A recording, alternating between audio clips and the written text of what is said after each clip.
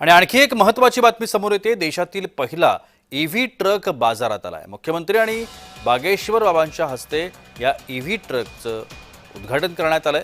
शिरूरमध्ये हा देशातला पहिला ईव्ही ट्रक अवतरलाय। पुण्यातल्या वाहन उद्योग क्षेत्रातील ब्ल्यू एनर्जी मोटर्सकडून देशातला पहिला EV heavy duty truck launch करण्यात आलाय। आपण या सगळ्या संदर्भात अधिक माहिती घेण्याचा प्रयत्न करूया। आमचे प्रतिनिधी अक्षय घुगे आता माझ्यासोबत दूरध्वनीवरून संपर्कात आहेत। अक्षय, एकूणच या ट्रकमुळे आणखीन एक चांगल्या पद्धतीचं वाहन बाजारामध्ये आलंय असं म्हणायला हरकत नाही। काय अधिक माहिती आहे? नक्कीच प्रशांत, आपण पाहू शकतो की हल्लीच्या काळात वाढत्या इंधनाच्या दरांमुळे लोकांचा कल हा ईव्ही क्षेत्राकडे वाढताना आपण पाहतोय।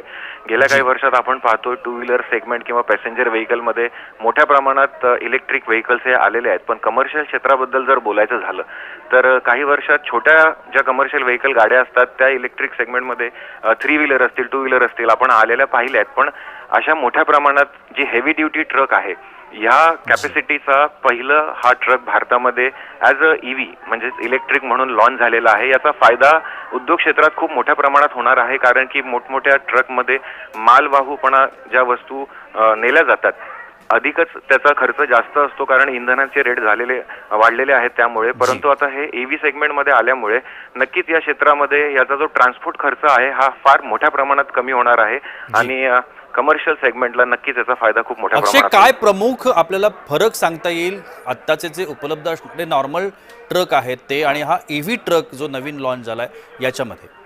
जसं की मी आताच सांगितलं की मोठ्या प्रमाणात माल वाहतूक ज्या ट्रक्समधून केली जाते तर त्याचा ट्रान्सपोर्टचा खर्च हा फार मोठ्या प्रमाणात असतो आणि यालाच कुठेतरी एक बदल म्हणून गेल्या काही 2 वर्षापूर्वी टाटा मोटर्सनी सीएनजी ट्रक बाजारात आणले होते।